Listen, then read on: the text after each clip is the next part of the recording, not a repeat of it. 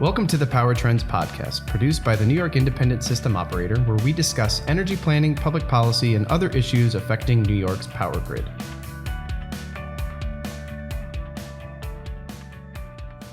Hello and welcome to the Power Trends Podcast. I'm your host, Kevin Lanahan, Vice President, External Affairs and Corporate Communications at the New York Independent System Operator. And today we welcome the return of Wes Yeomans, our Vice President of Operations.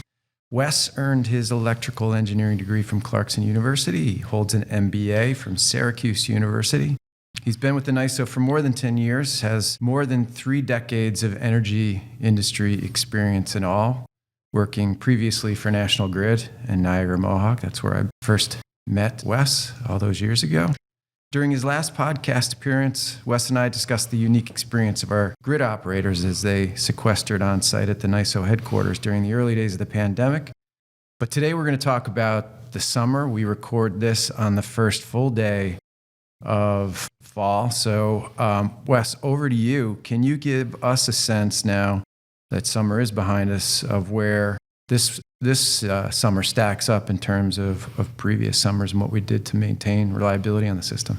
Yeah, thank you, Kevin. And hopefully we are past summer of 2021. You never know. You could have a heat Doesn't wave feel like it out there. in late September or early October, but it's not likely and it won't be impactful. So yes, we're past the summer. In comparison to other past summers, starting with just total loads, or what I refer to as throughput every hour for every day across the month, May was pretty close to average. June, it seems like it was 3 months ago, we did have a lot of hot weather in June, a lot of 90-degree days, maybe more so in central New York and Albany than New York City. So June total loads were above average. In fact, late in June, we had our peak, and I'll talk about that in a minute. Moving on to July, all of a sudden the weather in New York and the Northeast changed. We had 2 weeks of a tremendous amount of rain, which dampened the loads in July. And then the last 2 weeks of July, just cool weather, especially upstate. So July was well below average, but then it turned around quick around August 1st, and we had a lot of hot weather in New York and the Northeast in August, and it continued in September. So June, September, and August were above average, and July was below. Getting on to the peaks, we had 4 instances, only for a couple days, of some hot weather. We had some in early June, late June, early August, and late August. So 4 instances of hot weather, but for short time frames. In the past, we've had heat waves that lasted 6, 7, 8, 9 days. That was not the case this summer. And I'll offer no particular blistering hot weather. You know, we watch the rest of the country. We see Texas go to anywhere from 110 and 115 degrees. We see what was Southern California, but lately it seems like Northern California and Minnesota going to 105, 110, and 115. We watched the jet stream. We just wonder what would conditions be in New York if it ever went to 115. We have not seen that before. So we have paid attention, but we certainly did not have blistering hot weather like the rest of the country. And we did have 2 tropical storms that I'll talk about later. Yeah, and remind our listeners what our all-time peak is. It's 33,956 megawatts, and it was a very hot summer day at the end of a 7-day heat wave back in the year 2013, and when we had less behind-the-meter solar. And this year's peak, well off of that, but it was an atypical summer. You mentioned the tropical storms. We didn't set any records for demand in that respect, but there were these unusual circumstances that kept us and the control room operators on our toes. Talk about how we dealt with those storms and prepared for those events. Yeah, regarding the peak load for this summer, it was late June. That's a little bit unusual. We tend to peak in the July-August time frame. Our experiences early in the summer wave hot weather, a lot of customers don't yet have all their air conditioner units into the windows. But after a couple heat waves early in the summer, customers start to install those, and it could be 500,000, it could be 1 million, and that contributes to the peak. So it was unusual that we did peak in late June. I thought we'd have some hot weather in August where we'd beat that. We did have some hot weather, but late in those days we had rain showers and so forth. So that was just a little bit unusual with that. Let's see, and then we had some transmission outages down into Long Island. We had a fair amount of generator derate issues and forced outages on the generation supply side and things like that. And so when we deal with these kinds of events, the tropical storms, especially with the outages that you mentioned, looking at the future and a more intermittent system and the investments that we're driving towards as a state in intermittent resources, anticipate any new challenges arising based on that different fuel mix we might anticipate? Yes, we're all aware of the state policy to integrate a much larger amount of renewable generation, and that's a great thing for the environment. And certainly we can make that work on the electric system, but there's a lot of things that we're going to have to enhance. First of all, forecasting of all resources is always important, but especially renewables that are intermittent in nature. And there's a couple different time frames. One is in the day-ahead time frame. So on a Tuesday, we need to be scheduling the Wednesday resources, and we need to know, is Wednesday going to be a windy day, or is it going to be a sunny day, or is it going to be a cloudy day, or is the wind not going to be there? And that'll dictate a lot of the commitments for the next day. So the first big challenge is forecasting.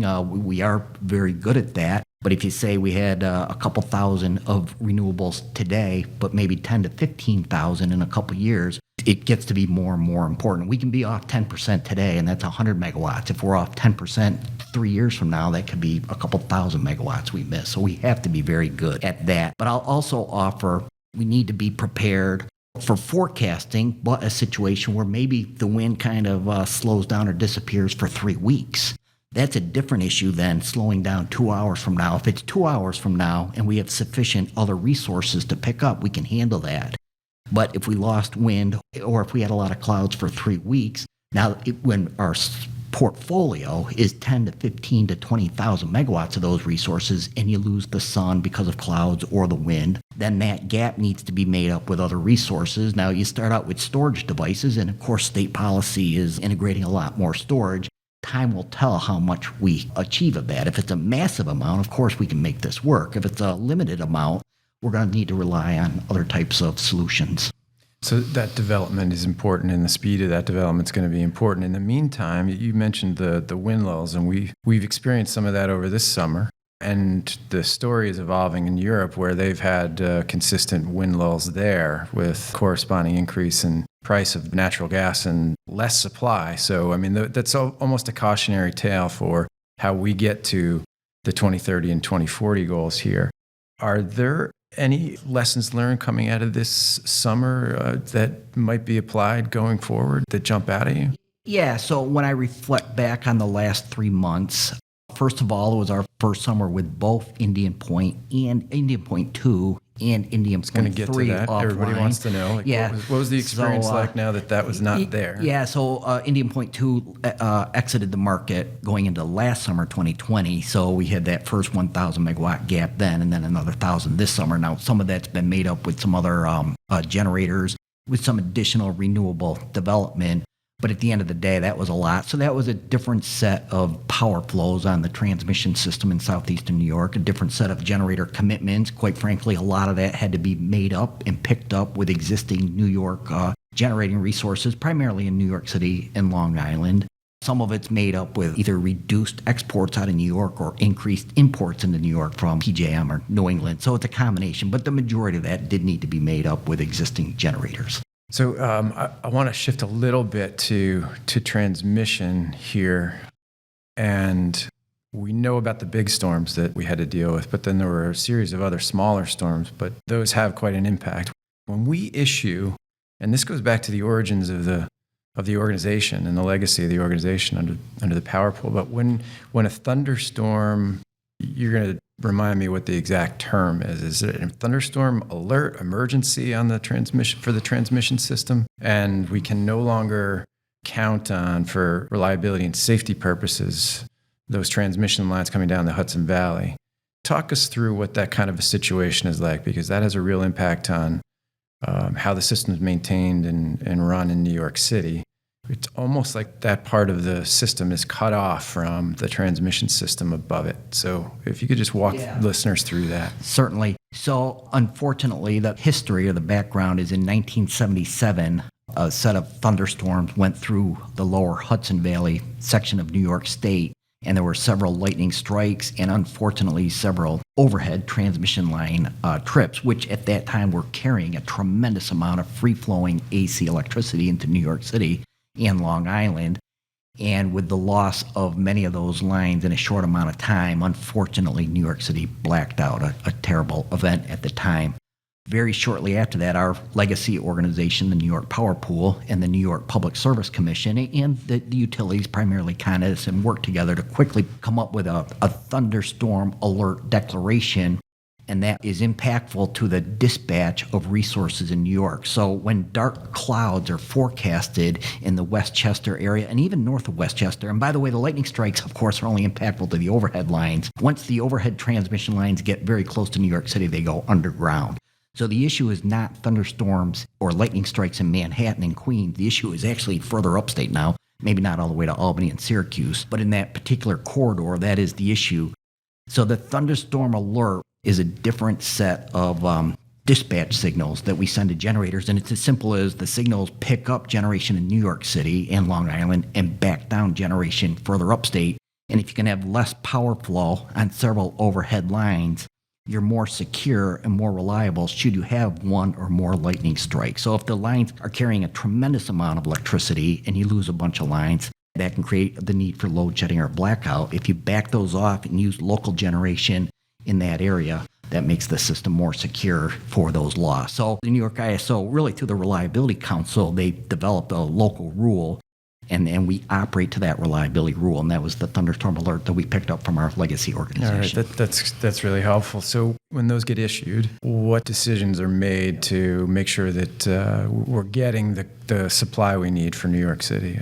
So in the simplest form, the Thunderstorm Alert dispatch will pick up additional generation in New York City, and those today and for the past several decades came from legacy steam generators in New York City, legacy single-cycle gas turbines, some new, some old, and combined cycle generators, some old and some new in New York City. So there's a combination of different types of legacy generators with different fuel cost structures, a little bit of interaction with the imports and exports with New Jersey, of course, and maybe Connecticut. So it's not 100% those units, but it's primarily picking up those legacy existing units today and backing down generation in upstate. And that's how it works today. And we'll have to make this work, of course, when we move to the future with a higher amount of whether it's offshore wind or storage in New York City or solar on Long Island. This all has to work as we move to renewables. But we have to be secure for lightning strikes in the lower Hudson Valley for sure.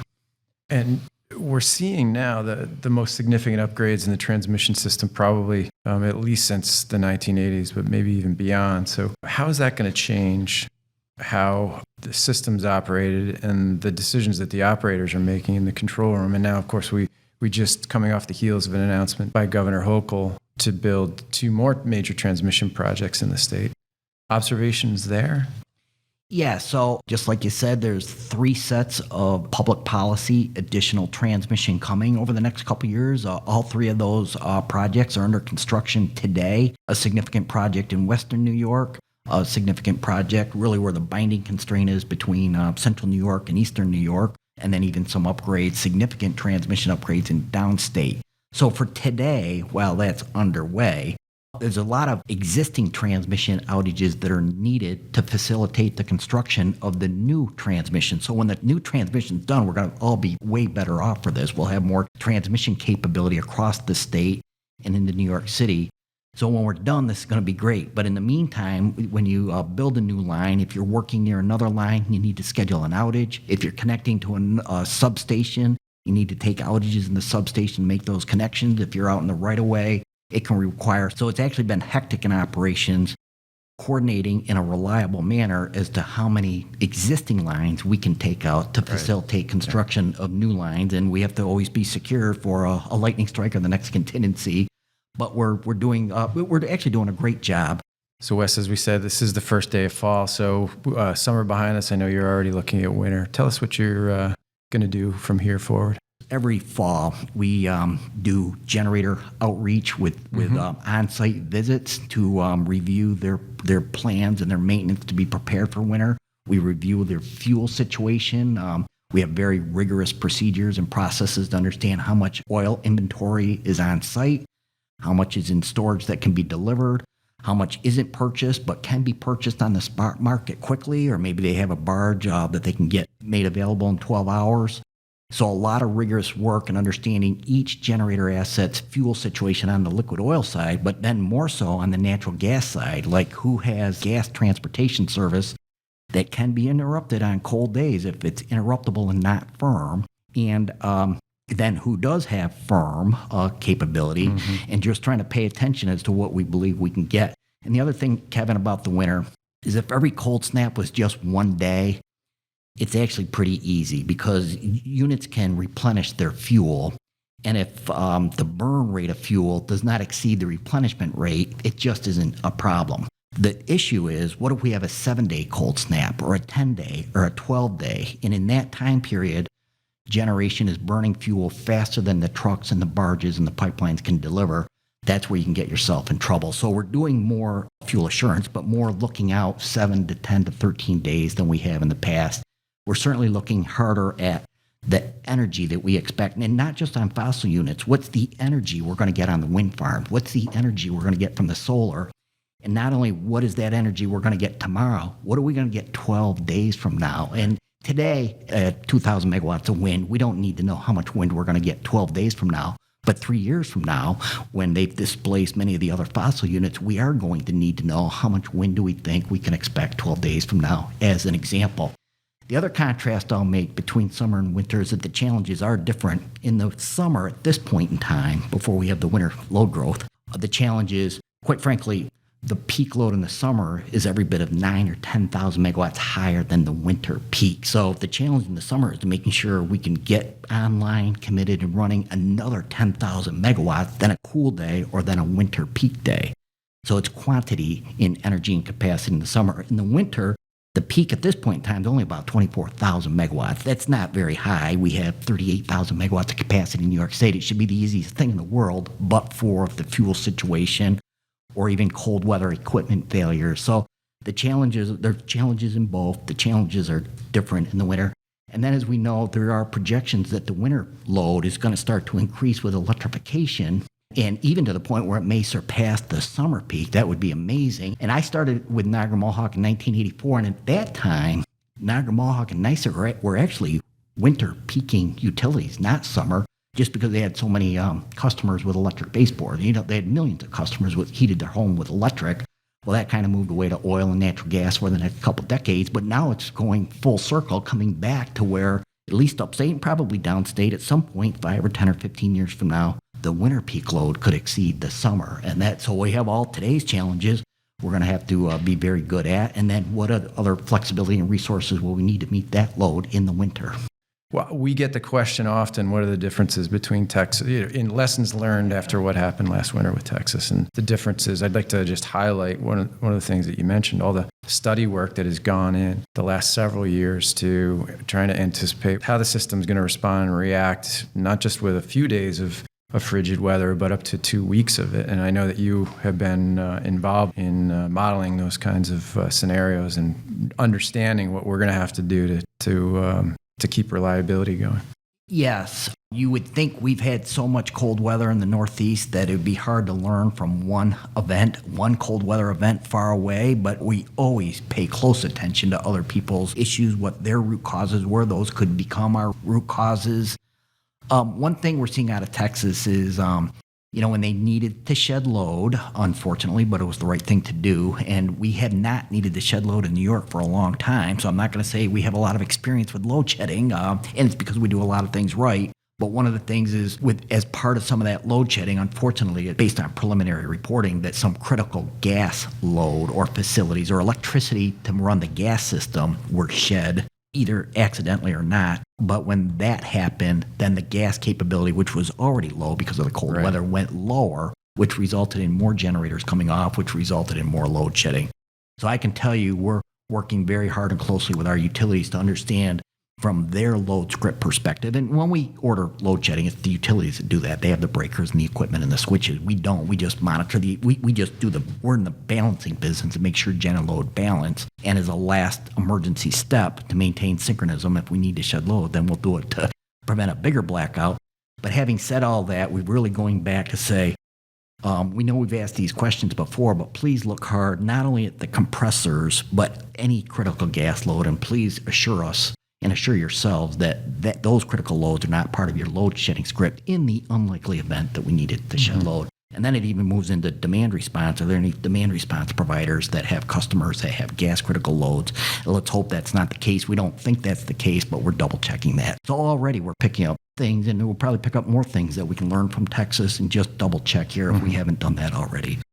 The other thing, Kevin, I can offer is with these tropical storms, and we only had 2 this summer, and I don't know, some summers it's 0, and sometimes it's a superstorm, Hurricane Sandy, that's devastating.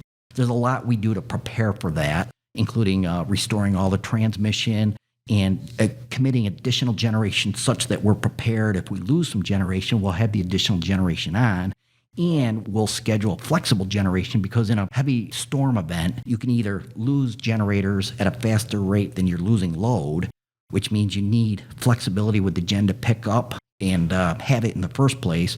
But it can be the opposite. It can be we lose load as a result of distribution outages at a faster rate than we lose generators, at which point we have to dispatch them down. But the bigger point is our role is to be sure we're prepared to balance the system, to maintain 60 cycles for things that we don't know are going to happen. And you can have a tropical storm where it's just a rain and wind event and it's not impactful to transmission and generation, or you can have a storm. And it can even be a tropical storm. It doesn't need to be a Category 5. Even a tropical storm, if it just sits over New York or Long Island or Connecticut or upstate New York, if it just sits there, with time, it really does start to trip out important assets. So with every single projected storm, we just have to be equally prepared. There's a lot we do in coordination to get ready for that. But one of the really neat things that we do is we pay attention to what are the high and low tide schedules, and then what is the Hurricane Center predicting for storm surge. We certainly saw this this dynamic with Sandy and the impact that had. Yes, with Sandy, the projected and actual storm surge was 9 to 11 feet. So that's surge added on top of the tide. And with Sandy, we had the very bad luck that it hit at about high tide. So the amount of flooding was high tide plus 9 to 11 feet. We prudently have the elevations at each of the generators that they can operate to. So when we add those two things together ahead of time, we can predict what are the high-risk generators that we may lose. Well, Wes, just highlights, just as every time we speak to you, you're able to portray for us the complexity of what goes into running the system, the split decisions the control room operators have to make, and that's just going to increase as we move to a more intermittent system and get closer to the 2030 and 2040 goals under the CLCPA and increasing expectations under state policy. So I want to thank you for joining us today, and promise to ask you back again. Maybe we can get you back here after winter and more lessons learned. Yes, I hope it's a good news story. All right, thanks again, Wes, and we'll have you back as soon as we can. Okay, great. Thank you, Kevin, and thank you. Thank you for joining us. As a reminder, the New York Independent System Operator, NYISO for short, is responsible for reliably managing New York's power grid and energy markets and providing independent data to policymakers and the public. For more independent info, please visit the NYISO blog at www.nyiso.com/blog.